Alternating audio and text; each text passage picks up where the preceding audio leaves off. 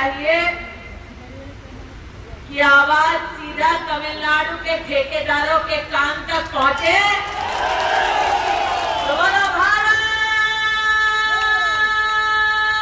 माता की। मंच पर विराजमान लोकसभा के प्रत्याशी आदरणीय प्रताप दा,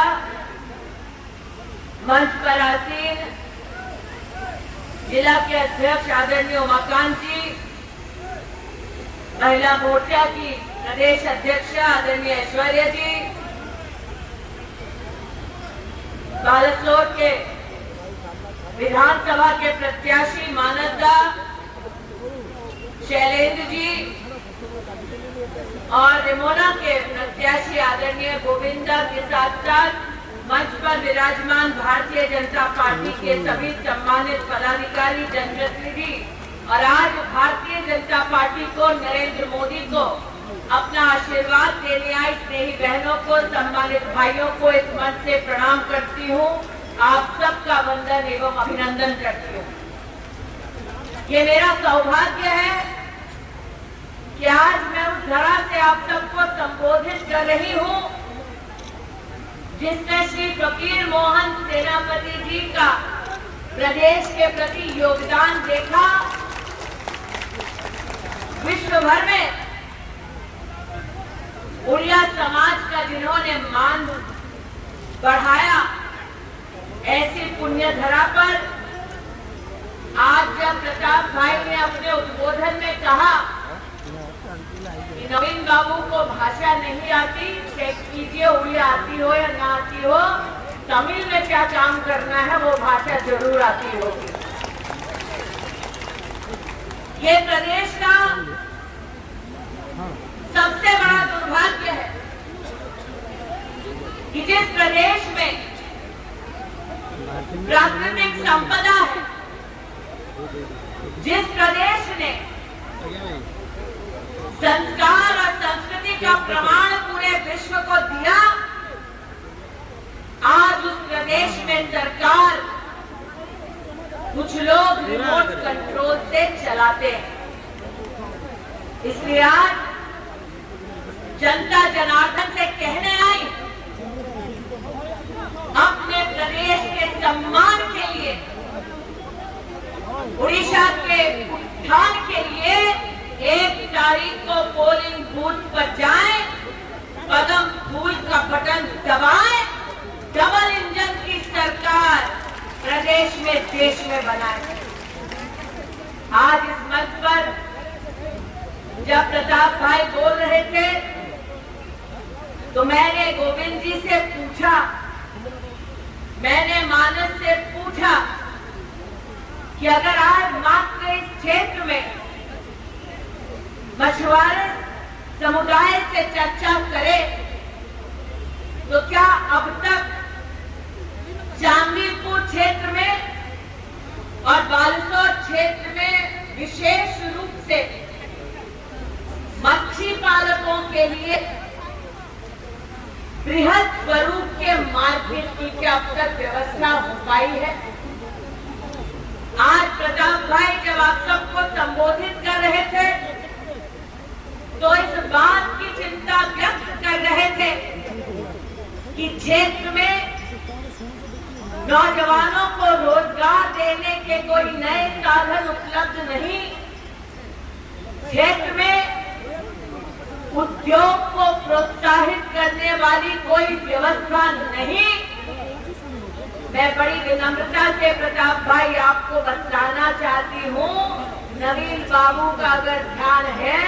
तो मात्र इस बात पर ध्यान है कि तमिलनाडु और दक्षिण भारत के ठेकेदारों का काम कैसे बढ़े, उनका उद्योग कैसे बढ़े, उन्हें प्रदेश के नौजवानों की चिंता है। आज जब आपके मध्य में प्रताप भाई बोल रहे थे तो इस बात की भी चिंता कर रहे थे कि प्रदेश में एक लोकतांत्रिक ढांचे में जनता की यह उम्मीद होती है, जनता की अपेक्षा होती है कि लॉ एंड ऑर्डर की व्यवस्था बनी रहे, लेकिन आज जिस क्षेत्र से जय जगन्नाथ का जय घोष गूंजता है, उसी क्षेत्र में साधारण और गरीब परिवार की विशेष माताएं, बहनें, बेटियां संरक्षण के लिए नरेंद्र मोदी और पद्म फूल की तरफ अपेक्षा भरी निगाहों से, सम्मान भरी निगाहों से पद्म फूल का बटन दबाकर अपनी सुरक्षा का संकल्प लेकर सरकार बनाने की होड़ में रहती है। आज जब मैं प्रताप भाई का उद्बोधन सुन रही थी, तब याद कर रही थी वो अवसर जब शिक्षा मंत्री के नाते प्रताप भाई मुझसे मिलने आते, बार बार एक ही गुहार लगाते कि दीदी पूरी इस लोकसभा क्षेत्र में स्कूलों की हालत बद से बदतर हो गई है। या तो कभी अध्यापक नहीं मिलता, टीचर नहीं मिलता, या स्कूल में दीवार नहीं मिलती, या फिर स्कूल में मिड डे मील नहीं मिलता। आज जनता के सम्मुख ये कहते हुए मुझे संकोच नहीं कि आज उड़ीसा में हालात ऐसे हो गए कि ठेकेदार न सिर्फ जनता की तिजोरी लूटते हैं, बल्कि ऐसे पापियों को तो इस बात की भी शर्म नहीं, वो स्कूल और आंगनबाड़ी से गरीब बच्चों का चावल अनाज तक लूट लेते हैं। आज ये हकीकत है। आज मैं इस बात का उल्लेख करना चाहूंगी कि जब प्रताप भाई दिल्ली में महिला और बाल विकास मंत्रालय के संदर्भ में मुझसे मिलकर इस चिंता को व्यक्त कर रहे थे कि दीदी हमें पोषण अभियान से सबको जोड़ना है, तब प्रताप सारंगी के ये कथन के बाद मैंने स्वयं नवीन बाबू को फोन कर कहा कि जब नरेंद्र मोदी ने व्यवस्था की है, ये गरीब महिलाएं जिनके बच्चे 6 साल से कम उम्र के हैं, उनको पोषण का वरदान मिले, तो आप क्यों गरीब परिवारों को पोषण अभियान से वंचित करते हैं? आज मुझे जनता को बतलाते हुए खुशी है कि प्रताप भाई के मात्र निवेदन पर आज पूरे बालेश्वर लोकसभा क्षेत्र में पोषण अभियान के तहत 4 लाख से ज्यादा लाभार्थी शामिल किए। तो उस नेता का नाम है नरेंद्र मोदी, निवेदन करने वाले नेता का नाम है प्रताप सारंगी।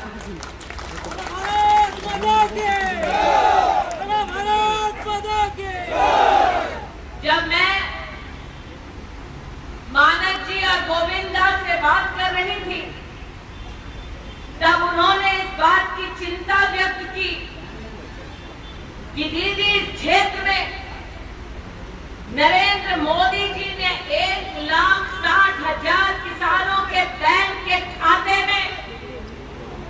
किसान सम्मान निधि का 6,000 रुपया साल का दिया, लेकिन बीजेडी की सरकार इतनी निकम्मी है कि किसान को सिंचाई का ढंग का साधन वो नहीं दे पाए। मैंने गोविंदा से, मानस से कहा, बीजेडी की पोल मैं क्यों खोलूं, वो तो लेखा दीदी खुद ही खोल रही है।